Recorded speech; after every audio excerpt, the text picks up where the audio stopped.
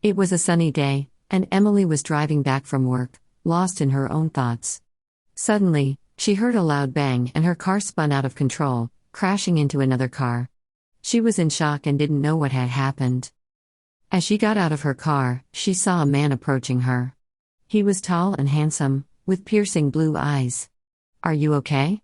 he asked, with concern etched on his face. Emily was a little shaken, but she nodded. "I'm fine, thank you," she said, trying to compose herself. The man introduced himself as Alex, and they exchanged insurance information. But as they talked, they found themselves drawn to each other, their conversation flowing naturally. They both loved to travel and had a passion for adventure. After they parted ways, Emily couldn't stop thinking about Alex. She found herself replaying their conversation in her head and wondering if she'd see him again. To her surprise, he called her a few days later, and they arranged to meet for coffee.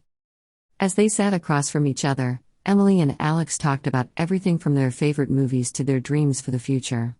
There was a spark between them, and they both knew it. Over the next few weeks, Emily and Alex went on dates, exploring the city and discovering new places together.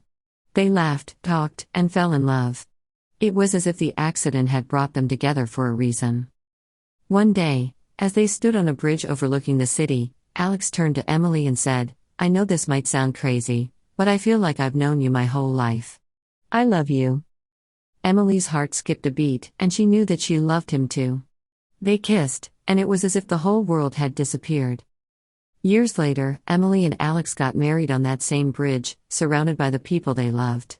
They looked back on the day their cars crashed into each other and smiled, knowing that it was the beginning of their beautiful love story.